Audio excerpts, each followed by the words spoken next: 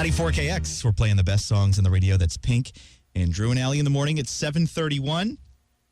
We've got a couple minutes here that we can chat a little bit more with our guest this morning. His name is Rick Dandes. He is the author of Lottery, a guide to American lotteries.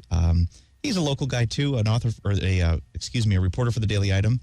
And Allie read the book cover to cover last night and just could not stop talking about it after I got home, about all the really great stories about people who've won big jackpots more than once. Yeah, it's amazing. So there's 2-time winners out there. Tell us one of those cool stories. Well, I think, to me, the most amazing story in the entire book is that gentleman in California who won 2 different lotto games. Lotto games are the ones with the highest odds. The same day. He won a lotto game with, I think the odds were 1 in 41 million. And then he played another game where the odds were 1 in 475,000. And I asked a statistician, a professor in California, to calculate the odds on that happening the same day in 2 different games. And he stopped at 23 trillion to 1. Things like that happen in the world of lotteries. I mean, just it was wild. Odds-defying things that you just and he won multi-million dollars on those tickets. It was amazing. And it happens more than once. I mean, and it's not just people who play a lot. It's just some people are touched. And then sometimes convenience stores that sell the tickets get on hot streaks too, where they sell multiple tickets that are winners. There are such things as lucky stores. I'm not sure I believe that, but it does seem to be true that there are still stores that sell multiple winning tickets. I mean, big winning tickets, not just scratch games for $5. Right. I do a blog where I continue stories, lotterymoments.com. Sorry about that. No, tell us about your blog. But just bringing up that subject, I just did a blog yesterday about a store in Texas that had a $100,000 winner, and then 2 days later had $1 million winner. And it's just crazy to think that those things happen. And it's not necessarily stores with high volume lottery plays. It's what happens in the lottery world. Strange, weird things happen. So tell us about numbers.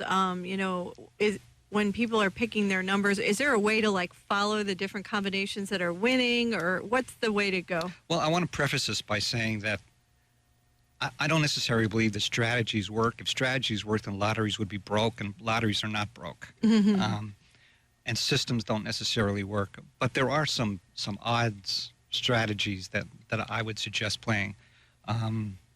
People tend to play their birthdays, so it's months and days. So if you're going to play numbers, and if you want to be the only winner, you might want to play higher numbers or a mix of high and low numbers. Because if you're going to play numbers below 30 and you win, well, maybe somebody else will win with those same numbers. Okay. Another suggestion is don't play sequences like 1, 2. A key one is 1, 2, 3, 4, 5, 6. I did research. As far as I know, those numbers have never, ever been won anywhere in the world. Okay. So I wouldn't play that. I wouldn't play 7, 14, 21, 28, 35. Okay. Things like that. But should you go with quick pick or should you pick your own numbers? Well, I mean, that's a personal choice, but I think people tend to play quick picks.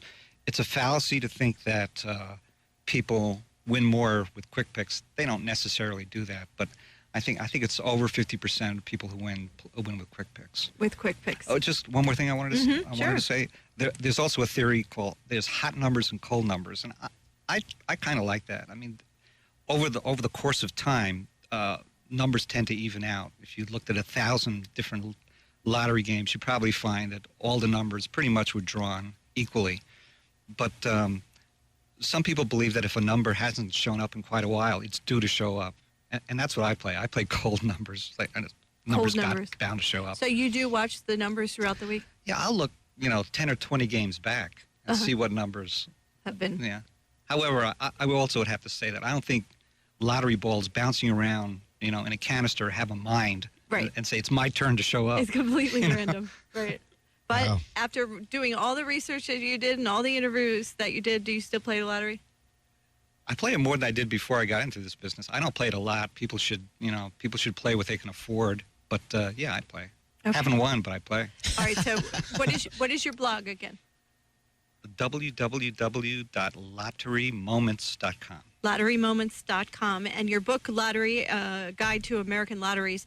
Where can people find that? Well, right now, Amazon.com has it, also Barnes & Noble. Okay. And I'm talking with some people trying to get into some supermarkets. So hopefully it'll be at a supermarket right near the lottery terminal. Okay. So It's definitely worth reading. It's fascinating because there's just dozens and dozens of stories of people, real life people that have won, and what they've done with their money, and it's a wonderful book. I really enjoyed it. well, thanks. Rick Dandes, thank you for coming up. Thank you, Drew. Thank you, Allie. Yeah. Very welcome. Anytime. It was great to have you, and good luck to you. I hope maybe you next do time, win. yeah, maybe next time when the lottery hits like 300 million, we can come back and talk about it. That would be great. All right. Sounds good.